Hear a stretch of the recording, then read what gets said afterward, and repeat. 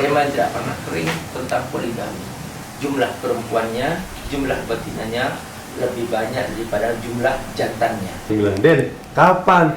Masih atuh aja katanya. Tentang poligami, bahkan malah saya takutnya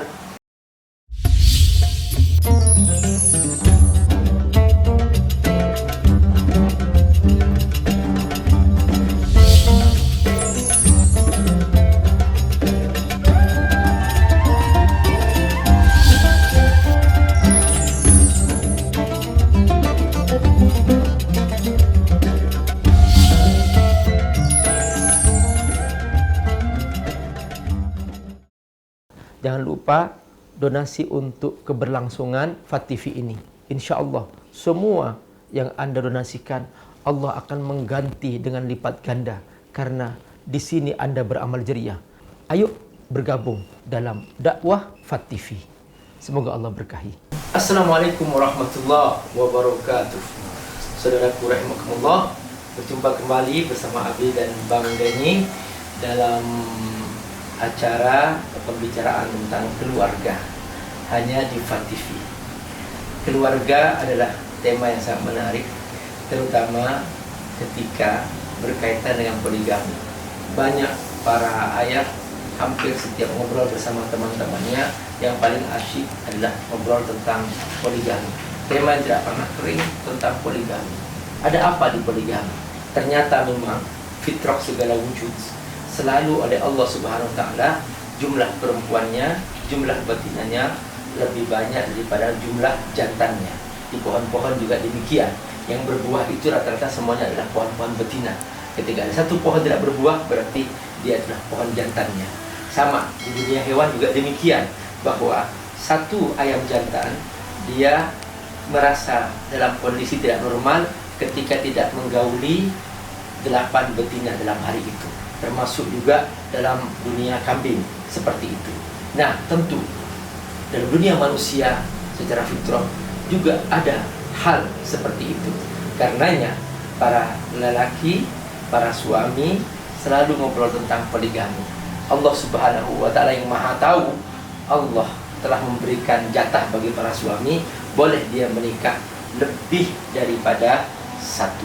Nah, dulu orang-orang terdahulu, para nabi dan sebagainya, itu banyak yang istrinya itu sampai 100. Seperti Nabi Sulaiman misalnya, dia punya istri sampai 100. Nah, para sahabat juga demikian. Di zaman jahiliyah mereka istrinya sampai ratusan. Begitu mereka masuk Islam, mereka datang ke Rasulullah, "Wahai Rasul, aku punya istri 100. Mau diapain?" Kata Nabi, "Ambil 4, talak yang sisa." Datang lagi sahabat, "Wahai Rasul, aku punya istri 50. Maka Nabi bersabda, "Ambil 4, sisanya kau ceraikan." Dan seterusnya. Seperti itulah tentang poligami. Bagaimana poligami itu seharusnya kita simak obrolan Abi bersama Bang Denny, supaya kita lebih mengerti lebih dalam tentang poligami. Silahkan Bang Denny. ini tema yang seru nih. Bahkan teman-teman ada yang bilang, Den, kapan? Masih atuh aja katanya. Kalau saya sih gini Bi ya, saya berpikir kalau tentang poligami, bahkan malah saya takutnya di saat kita membuat keputusan untuk poligami, pasti ada yang dikecewakan itu Abi. Nah itu sih yang membuat saya akhirnya tidak terpikir untuk mulai melakukan itu Abi. Jadi ada kekhawatiran dari sisi saya yang akhirnya membuat saya tidak terpikir untuk memulai itu gitu. Nah kalau dulu Rasulullah itu berarti pas yang pertama sudah nggak ada ya? Iya. Begitu Khadijah meninggal dunia, Nabi pun masih bertahan selama 2 tahun. Baru setelah itu Nabi Muhammad SAW mulai menikah. Itu pun juga ya dengan izin Allah Subhanahu Wa Taala. Jadi banyak sekali pernikahan Rasulullah SAW itu bukan semata karena keinginan nafsu, tidak, tapi Nabi Muhammad SAW menikah karena perintah Allah, menikah karena kemaslahatan dakwah, menikah karena itu demi untuk menjaga keluargaan seperti Rasulullah SAW begitu dekat dengan Abu Bakar Siddiq supaya lebih dekat lagi sebagai hubungan keluarga, maka salah satu buktinya untuk kasih jadinya dari Rasulullah SAW adalah Aisyah radhiyallahu anha. Jadi banyak sekali pertimbangan-pertimbangan dakwah, pertimbangan-pertimbangan syariat dari pernikahan Rasulullah SAW. Salah kalau ada orang menuduh bahwa Rasulullah SAW adalah istilahnya karena syahwat. iya karena syahwat. Iya, tidak benar. Rasulullah SAW menikah karena kemaslahatan, karena perintah Allah Subhanahu wa taala. Bahkan ayat tentang poligami dalam surah An-Nisa itu sebetulnya gini Bang Doni. Ini banyak orang lupa yang diambil ayat poligami. Padahal surah An-Nisa itu intinya membahas tentang keadilan. Jadi kalau surah Al-Baqarah tentang kepemimpinan, kalau surah Ali Imran tentang tantangan seorang pemimpin. Makanya dalam Al-Baqarah itu ada cerita Nabi Adam, inni ja'ilun fil ardi khalifah. Cerita tentang Nabi Ibrahim, pemimpin yang sukses. Tentang Talut, pemimpin sukses. Nah, masuk ke surah Ali Imran, tantangan seorang pemimpin. Tantangan eksternal, Allah ceritakan tentang datangnya utusan kaum Nasrani Najran. Tantangan internal tentang peristiwa Uhud yang menyebabkan karena sebagian melanggar perintah sang komandan, maka akhirnya Allah cabut kemenangan. Tantangan internal. Masuk ke surah An-Nisa tentang keadilan, bahwa seorang pemimpin wajib berbuat adil. Di antara pembahasan tentang keadilan ada tentang poligami. Makanya Allah berfirman, fa in khiftum alla ta'dilu fawahidah. Kalau kamu nggak sanggup berbuat adil, maka haram hukumnya kamu melakukan poligami. Ini intinya, bukan sekedar poligaminya. Jadi kalau ternyata dengan poligami kamu berbuat zalim, itu haram jadi. Iya, fawahidah kata Allah Subhanahu wa taala. Padahal surat itu intinya membahas tentang keadilan. Tentang keadilan. Dan kenapa disyaratkan poligami? Ada apa dengan poligami? Karena begini Bang Jeni. Pertama, ada wanita yang tidak bisa hamil. Fitrah laki-laki ingin punya anak. Kalau tidak boleh poligami, berarti dia harus menceraikan istri ini. Dan itu zalim. Apa salahnya dia? Nah, makanya Allah izinkan tetap pertahankan sebagai istri, maka silahkan kamu menambah satu lagi untuk punya anak. Yang pertama. Terus yang kedua, banyak peperangan terjadi. Yang perang laki-laki, yang perempuan di rumah. Maka banyak para lelaki meninggal dunia, mati syahid di medan tempur. Istrinya jadi janda.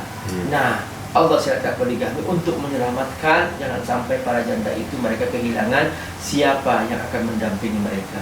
Ini juga salah satu solusi poligami. Jadi bukan asal mencari gaun muda dan bersenang-senang. Nah, ini juga ada kesalahpahaman persepsi tentang poligami. Gitu. Memang kalau dulu kan konteksnya berperang ya Pak Ustadz. Benar. Iya. Dimana yang berperang itu laki-laki seperti kata Pak Ustadz tadi, dalam pertempuran medan tempur banyak yang tewas, sehingga akhirnya banyak janda-janda yang tidak ternafkahi ya Pak. Benar. Dan juga secara fitrah, baik dalam makhluk-makhluk maupun manusia, selalu jumlah wanita lebih banyak daripada jumlah laki-lakinya. Misalnya di Indonesia ini sekarang sudah 1:7. Iya.